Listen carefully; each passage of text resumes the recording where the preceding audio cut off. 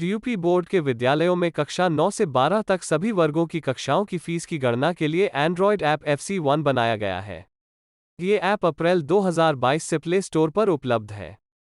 इस ऐप से फीस का हिसाब बहुत आसानी से किया जा सकता है। इस वीडियो से आप यह जान पाएंगे कि इस ऐप का उपयोग कैसे करें।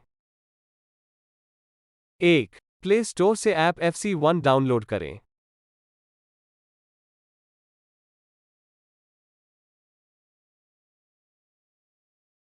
2. रजिस्टर पर क्लिक करें।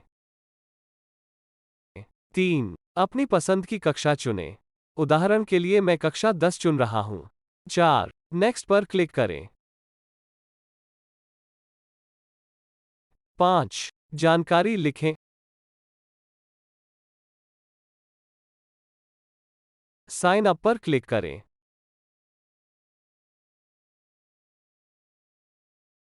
आपको कक्षा 10 का इंटरफेस अपनी मोबाइल स्क्रीन पर दिखेगा। ऐप के इंटरफेस में दो तालिकाएं हैं। प्रथम तालिका में विद्यार्थियों की श्रेणी, शुल्क, संख्या है। दूसरी तालिका में फीस के मदों का विवरण है। ये तालिका कक्षा के रजिस्टर के फीस चढ़ाए जाने वाले पेज के समान है। अनुसूचित जाति के विद्यार्थियों को शुल्क की जिन मदों में छूट दी जाती है, वे इस तालिका में लाल रंग से दिखाई गई हैं। अतः छूट सहित फीस की गणना के लिए ऐप FC1 का प्रयोग करें। अपने विद्यालय कार्यालय से कक्षा 10 की फीस का विवरण प्राप्त करें, जैसा मैंने प्राप्त किया है, जो आपको अपनी मोबाइल स्क्रीन पर दिखाई देगा। दूसरी तालिका में कक्षा 10 की फीस कीपैड की मदद से भर दें।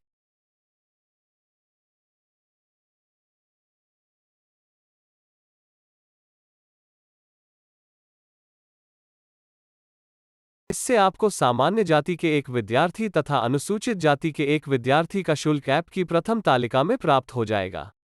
ऊपर की तालिका में विद्यार्थियों की संख्या भरने से आपको फीस का संपूर्ण विवरण प्राप्त हो जाएगा। इसे एक उदाहरण से देखते हैं। 25 विद्यार्थियों के शुल्क की गणना करनी है, जिनमें 17 सामान्य जाति के हैं व 8 अनुसूचित जाति के हैं। इसके लिए GEN के खाने में 17 तथा SC के खाने में 8 लिखें।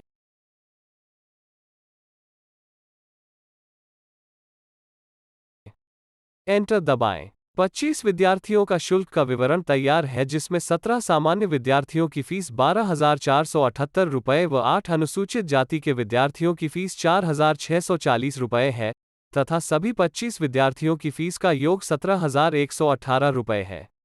इसका एक और उदाहरण लेते हैं। 98 विद्यार्थियों के शुल्क की गणना करनी है, जिनमें 47 सामान्य जाति के हैं व 51 अनुसूचित जाति के हैं। इसके लिए GEN के खाने में 47 तथा SC के खाने में 51 लिखें। एंटर दबाएं।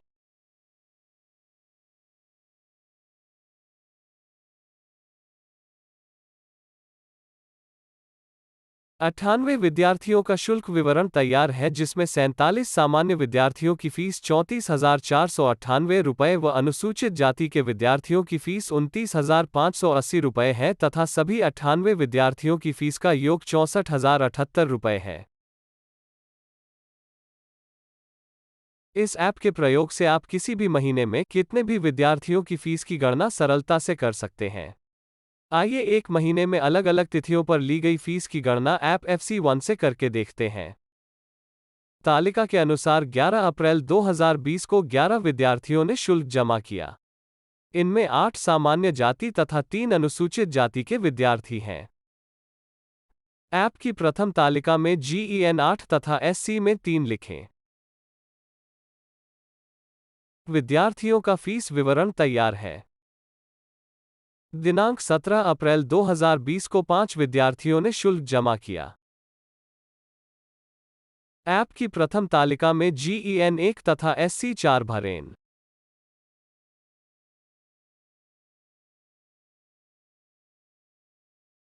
पांच विद्यार्थियों का फीस का विवरण तैयार है। विलंब दंड की गणना इस ऐप का मुख्य आकर्षण है। यह ऐप ऑटोमेटेड तरीके से विलंब दंड की गणना करता है। उदाहरण के लिए 17 अप्रैल 2020 को विलंब दंड की गणना करनी है। 11 तारीख से 17 तारीख तक 6 दिन होते हैं। इसके लिए विलंब दंड D के खाने में 6 लिख दें। विलंब दंड 30 रुपये का विवरण तैयार है। दिनांक 20 अप्रैल 2020 को 9 विद्यार्थियों ने शुल्क जमा किया, जिनमें 5 सामान्य तथा 4 अनुसूचित जाति के विद्यार्थी हैं।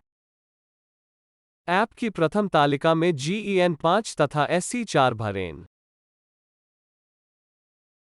11 तारीख से 20 तारीख तक 9 दिन होते हैं, अतः विलंब दंड D के खाने में 9 भरें।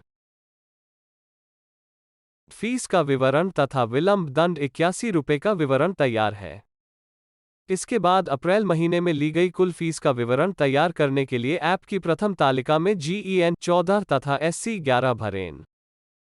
विलंब दंड का योग अलग से ज्ञात कर लें, जो कि तालिका में 111 रुपये दिखाया गया है। इसे विलंब दंड के खाने में लिख दें। एंटर का बटन दबाएं। अप्रैल माह में ली गई कुल फीस तथा विलंब दंड का विवरण तैयार है। अब मैं आपसे कुछ निवेदन करना चाहता हूं। हमने इस ऐप के माध्यम से कक्षा 9 से 12 तक सभी वर्गों की कक्षाओं की फीस की गणना को सरल बनाने का प्रयास किया है। उम्मीद है कि यह प्रयास आपको पसंद आएगा। आप इसे प्रयोग करेंगे, अपने साथियों को इसके विषय में बताएंगे तथा उन्हें इसे प्रयोग करने के लिए प्रोत्साहित करेंगे।